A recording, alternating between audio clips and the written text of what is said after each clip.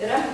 Mina räägin ühest väga populaarsest teemast täna õhtul, mis on natuke tänavatest ja natuke lastest. Ma teen arhitektuurikooli, seal on meil 3 vanuserühma, mina juhendan kõige nooremaid, kes on 9–11-aastased. Ja ma jõudsin selleni niimoodi, et juba aastaid tagasi tegin ühe väikese töötoa lastele. Ja sealt tekkis mul selline küsimus. Nad ehitasid mulle plastiliinist linna ja nad ehitasid sinna Vabaduse samba. Vabaduse sammas, nagu te näete, on pikali ja müüri sees. Ma küsisin, miks sammas on pikali ja müüri sees. Ja nad vastasid, et aga sellepärast, et kui sammas on püsti ja ilma müürita, siis ei saa selle vaatamisest raha küsida. Ja siis tegin ma magistritöö tänavaruumist ja selle kaudu vaatasin või püüdsin näha ka tänavat läbi lapse silmade. Ja mulle tundus, et see on üks jube koht. Esiteks kasvatame me kodanikke, kes ei ulatu prügikastideni. Kuidas nad siis õpivad prügi ära panema. Ja teiseks, enamus, mida nad näevad, on just need samad autod, milledest on juba juttu olnud. Ja sellises linnas nad kasvavad, samamoodi need piirned on nende silmade kõrgusel. Ja ma ei tea, mis saab sellest linnast tulevikus, kui nad on üles kasvanud. Sellised ruumis ja peavad seda tavaliseks ja normaalseks. Arhitektuurikooli tegime me sellepärast natuke iseenda pärast, et uurida, kas nad tõepoolest näevad linna niimoodi. Ja kui me oleme lasknud neil veel rohkem plastilist linnasid ehitada, siis nad ehitavad meile kõrghooneid, mis on pangad ja hotellid, mille juurde viivad laiad teed ja laiade teede ees on tõkkepuud. Me alustame sellest, et püüame neid kuidagi kastist välja saada. Ja see on üks hästi lihtne ülesanne, kus nad peavad siis kõigepealt joonistama selle parempoolse akna, mis on aken nii, nagu kõik seda joonistavad, ja siis vasakule poole akna nii, nagu mitte keegi teine seda ei joonistaks. Me alustame väga suurtest laiadest mõtetest ja ülesannetest. Siin nad teevad Mööbiuse lehte ja Mööbiuse lehe tegemisel me mõtleme selle peale, et kui mööda selle lehe serva saaks kõndida ja terve ringi ära teha, siis me võiksime tulla tagasi iseenda peegelpildile. Et sellised matemaatilised mõttekäigud ja siis loomingulisemad mõttekäigud.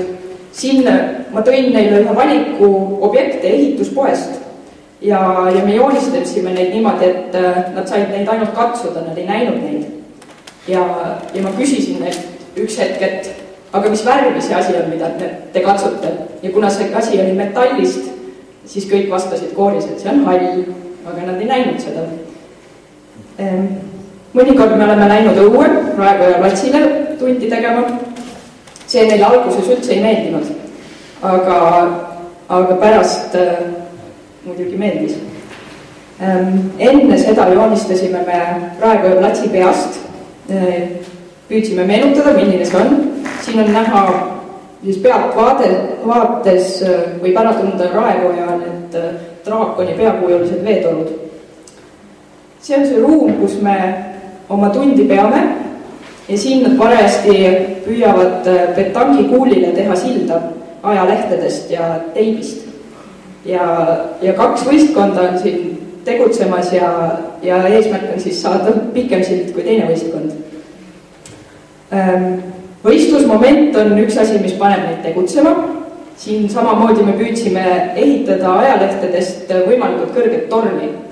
Ja siin oli tore lugu see, et ühel võistkonnal kukkus torn kokku, mille nad ehitasid ja nad pidid kähku võtlema uue ja siis parempoolne pilt näitab, millega nad lõpuks välja tulid. Me teeme makette. Makettide tegemine on selles mõttes natuke keeruline, et kuna see on selline hästi peen käsitöö, siis tundub, et mõtlemise jaoks väga pikka aega ei jää ja tehakse enamasti seda, mida tänaval nähakse. Siin on üks näide sellest, mis on väga eluline näide, kui klient on ahv. Siin on tõepoolest siis tegu sellise ahvile mõeldud struktuuriga.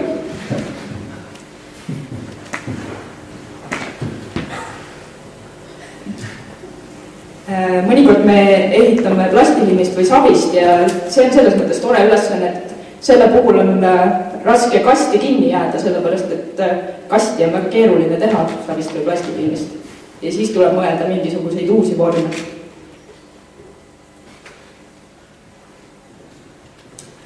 Mõnikord me analüüsime, me alati ei ehita asju, teeme paberi peal ka ja vaatame, mida teised on teinud. Siin on üks näide sellest, kuidas kunstnikud on joonistanud linna, palju selles on tavalist, aga palju on ka sellist ebatavalist. Ja siis me püüame leida, mis on linnas tavaline ja mis on ebatavaline. See on üks asi, mida me Eestis ei ole veel teinud, aga mida on tehtud Soomes. Soomes on samasugune arhitektuuri huvikool ja nemad on tegutsenud 15 aastat juba.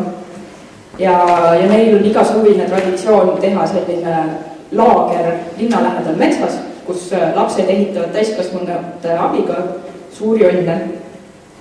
Mida meie oleme aga teinud, on küll päris ehitamine ja me oleme ehitanud pingpongi laua Tammsaare parki ja naljakas lugu oli see, et me küsisime linnalt, kas me tohime seda teha. Linn ütles, et tohite, aga peate pärast ära viima. Kohe, kui te olete lõpetanud. Nii et me tahtsime linnale kinkida pingpongi lauda, aga linn ütles, et ei, viige minema. Mulle meeldib sellest teemast rääkida selles mõttes, et kokkuvõtteks või pikemaks põhjenduseks pole kunagi midagi vaja öelda, kõik saavad aru, et lapsed on tähtsad ja lapsed on tulevik. Ja aitäh kuulamast!